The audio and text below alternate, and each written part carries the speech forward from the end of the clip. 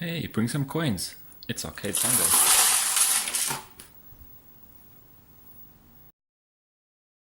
Welcome back to Arcade Sunday, and today I would like to talk about my driving cabinet, my generic driving cabinet. Basically how I got it, why I got it, what I did to repair it, and what games I play on it now. The cabinet was advertised on a local classifieds website, and I went out to physically see the machine in operation, and it was in a very poor state to say the least, although it's exactly what I needed for a project at the time. One of my brothers helped me load this machine onto a trailer, and I took it home and then stripped it down completely, took off all the components and basically brought it back to bare wood. There was a lot of damage, which has all been repaired for the most part. I've repaired the monitor chassis and rebuilt all the foot controls as none of them work properly. The steering wheel and steering system has been completely overhauled, completely painted, and now is very functional. This is just a mock-up of how I laid out the control panel. This is a new wiring harness that I built from scratch basically. It connects to the Arduino micro, and here's a mock-up of the completed product, and here it is in operation in my arcade. The components I was really looking for were steering wheel, gear shifter, accelerator and brake pedals, and of course the CRT monitor. None of these units look to be damaged. Everything's intact on the operator's floor, although the monitor itself was displaying a very, very terrible picture, and the accelerator pedal had actually been electrically jammed down to be always on, which is typical of operators. Just want to keep the machine running, quick fix, and make more money from it instead of repairing it correctly. Main event is the steering wheel, of course. Inside there is I've replaced the potentiometer. I've done a lot of cleanup of the spring mechanism and the way the shaft turns on bearings. Very smooth now, and returns to center very naturally, and is fully synchronized with the Arduino micro that's in there. The gear shifter is literally a single micro switch that engages when you're in low, and there are clever coding mechanisms you can use in MAME for the games, inside the game CFG file, that tells it to use a toggle type gear change instead of a switch type gear change, which MAME is actually programmed to do by default. Accelerator and brake pedal. Again, the brake pedal is just a micro switch on here, so it's either you brake or you not brake.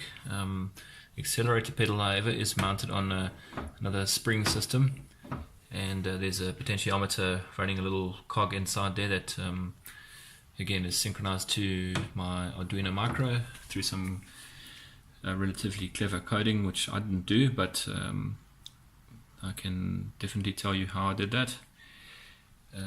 This is obviously the coin door, which is this is all original. I haven't used it. It takes a particular denomination that doesn't work for my arcade, so I basically hacked the other one to do what I need to do, and it's literally working perfectly for my denomination. Over here you'll see the coin bucket I made out of an old sweet tin. There's some cheap Chinese speakers in there that actually work pretty well, as I said. This machine inside here is just a old first generation i5 machine. Unnecessary spec, yes, but it's all that I had lying around. Yeah, to say that this build was difficult is an understatement. A lot of people said on the forums, like, don't try to build a racing cabinet with MAME, it's too difficult, it's too much work, you don't get many games out of it. You know, you got to kind of choose between 270 degree wheel and a 360 degree wheel, so your games are limited to what you've installed. And obviously because it's MAME, there are sort of a limited number of games that you can play on here, 80s games wise. But what I got running on here is what I'm happy with. Really, Outrun is the main event on this machine. Chase headquarters, of course, and then a new SCI. Basically pretty happy with how this came out. It looks a lot better than it did when I got it. This is the way the machine presents after power up. With the menu system, you select your game by pressing the brake pedal and then just pressing start. That game will start up. And just for a test, here's some outrun. Obviously insert coin. I just found that I know a lot of people like to put on free play. I just like to have the original feeling of putting a coin in. It just makes it more authentic for me. Basically, quick test, not doing a full gameplay here, just to show that it is actually operating.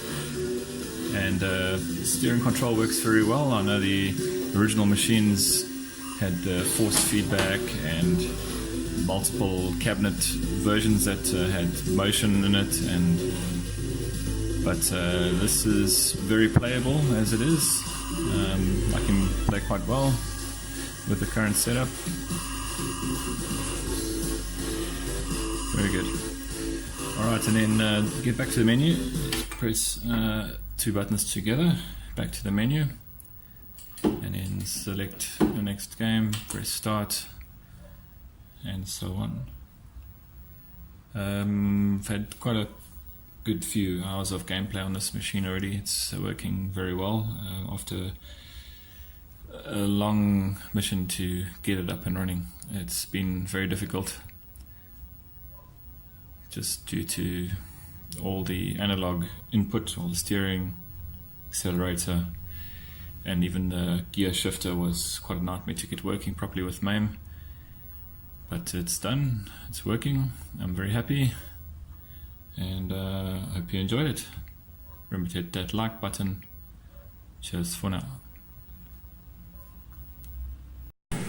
So I thought I'd try and have a good game of Outrun, and let's give that a go now, shall we?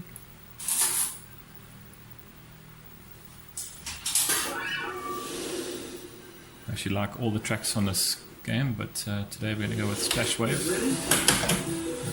Let's go. Wish me luck.